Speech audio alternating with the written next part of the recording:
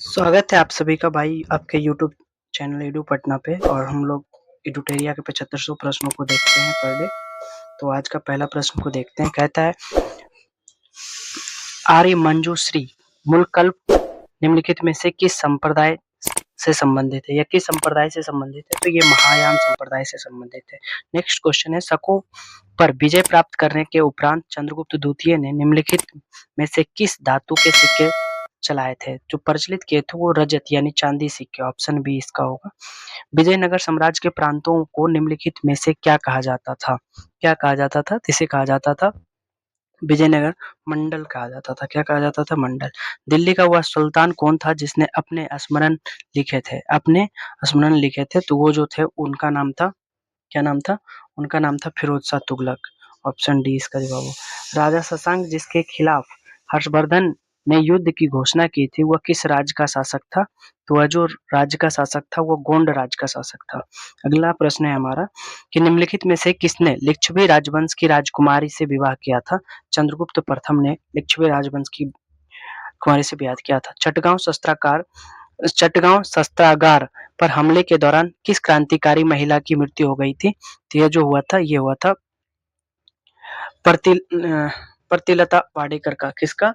तो इसमें जो हुआ था प्रतिलता वाडेकर का। हाँ, प्रीतिलता वाडेकर का हुआ था। स्वतंत्रता आंदोलन के क्रांतिकारियों का पहला महत्वपूर्ण साहसिक कार्य वरा डकैती का स्थान कहाँ था? तो वो था पूर्वी बंगाल। कहाँ? पूर्वी बंगाल। नेक्स्ट प्रश्न है हमारा, 1765 में दीवानी प्रदान किए जाने के बाद ब्रिटिश सबसे पहले पर्वतीय जनजाति के समूह में आए थे। किस? तो खासी इसका सही होगा। 1900 निम्नलिखित में से कौन युद्ध के समय भारत रक्षा कानून के प्रावधानों को, जिसे पंजाब में गदर विद्रोह के विरुद्ध प्रयोग किया गया था, शांति के समय भी जारी रखना चाहता था, वो कौन थे? तो वो जो थे उनका नाम क्या था? उनका नाम था सर लॉर्ड हार्डिंग द्वितीय। अगला क्वेश्चन है, महात्मा गांधी द्वारा 1940 में प्रारंभ किए गए व्यक्तिगत सत्याग्रह तीसरे सत्याग्रही कौन थे? जो तीसरे सत्याग्रही थे वो ब्रहदत्त थे। ऑप्शन सी इसका होगा। अगला, वर्ष 1932 में निम्नलिखित में से किस एक आदेश को पारित करके अखिल भारतीय कांग्रेस समिति को गैर कानूनी करार दे दिया गया था? किस? तो इसका जो होगा इसका होगा गैर कानूनी संघ अध्यादेश।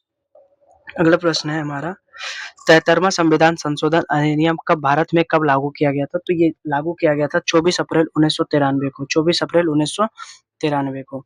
ठीक है। अगला है, भारतीय संविधान की प्रस्तावना कितने प्रकार की समानता का उल्लेख करता है? तो दो प्रकार की समानता का उल्लेख करता है।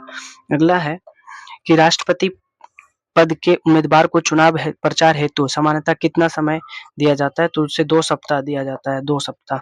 अगला है, किस अनुच्छेद में शहरी स्थानीय निकायों से संबंधित 18 कार्य सूची की दी गई है? तो ये 243 के डब्लू में दी गई है। अगला है, भारत में संपत्ति के अधिकार का वर्तमान स्थिति क्या है? तो यह क्या है? यह क्या होगा इसका जवाब? तो ये एक विधिक अधिकार है। यह एक क्या है? विधिक अधिकार है जो किसी भी व्यक्ति को प्राप्त होता है। अगला, निम्नलिखित में से कौन सा भारत सरकार अधिनियम 1915 की विशेषता नहीं है? कौन सा अधिनियम 1915 की विशेषता नहीं है? तो सिखों को सांप्रदायिक प्रतिनिधित्व दिया जाना, ये उसकी विशेषता नहीं है।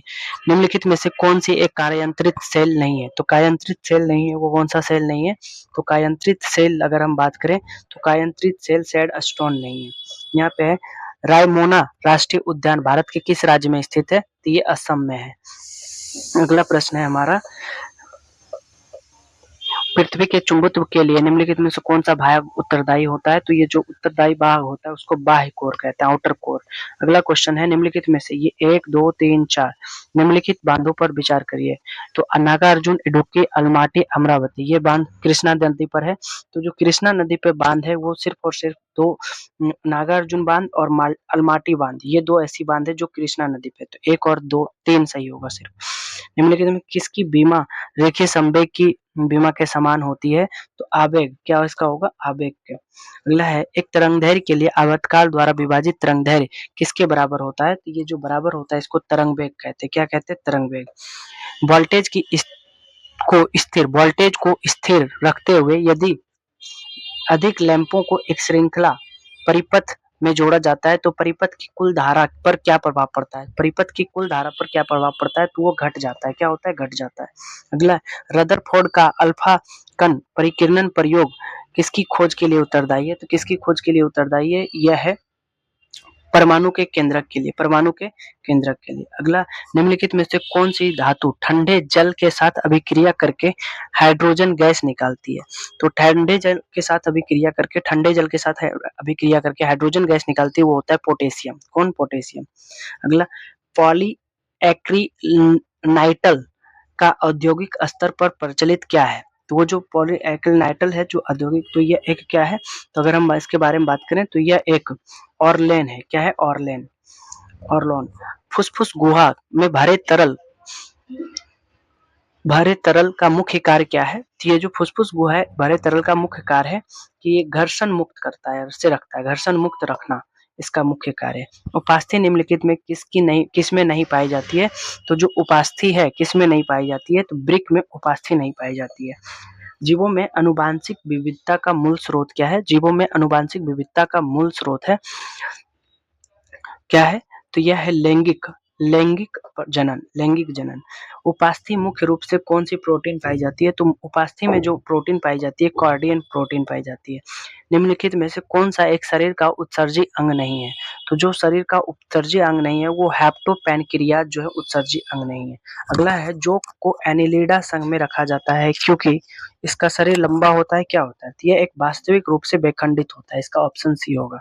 अगर हम अगला प्रश्न देखें तो कह रहा है निम्नलिखित में कथनों में कौन सा कथन सत्य है? तो ये जो कथन सत्य है इसमें तो सिर्फ और सिर्फ एक कथन सत्य है कि वनस्पति जंतु दोनों में कोशिका कला होती है। ऑप्शन ये है, बाकी सारा गलत है, बाकी सारा गलत है।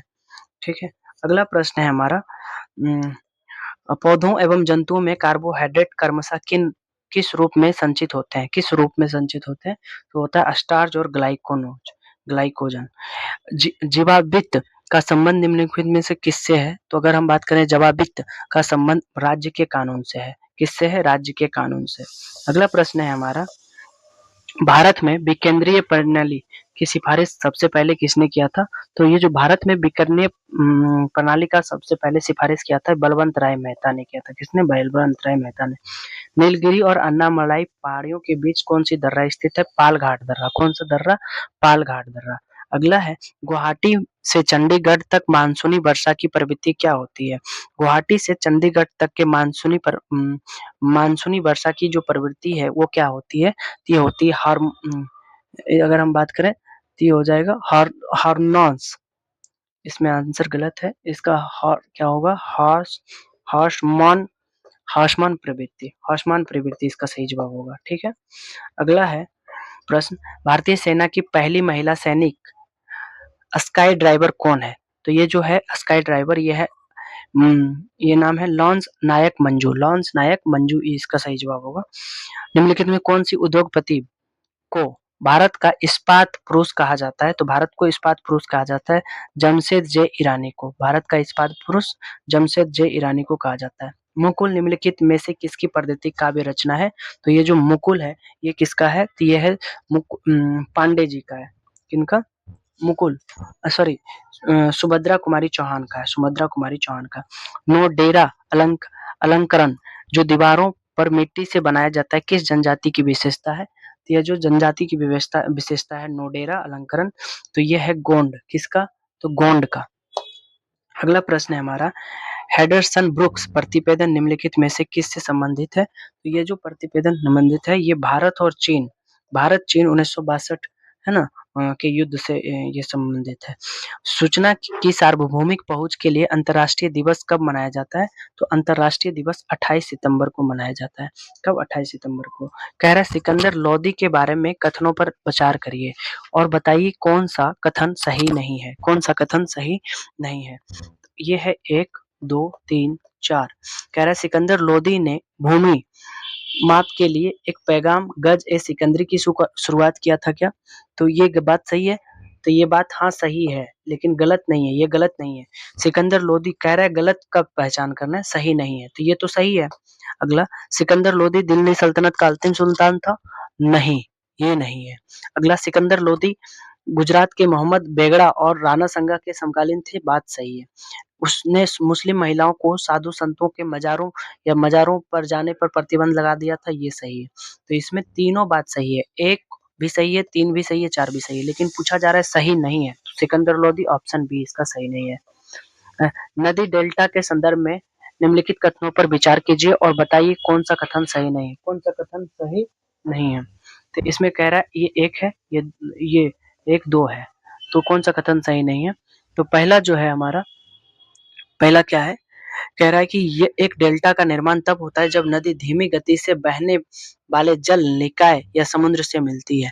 दूसरा है नील नदी डेल्टा का नील नदी डेल्टा विश्व का सबसे बड़ा डेल्टा है। नील नदी डेल्टा विश्व का सबसे बड़ा डेल्टा है। तो ये बात सही नहीं है, ये बात सही है। तो इसमें जो आंसर होगा ऑप्शन बी, कह रहा है कौन सही नहीं है, तो ऑप्शन बी इसका सही नहीं है।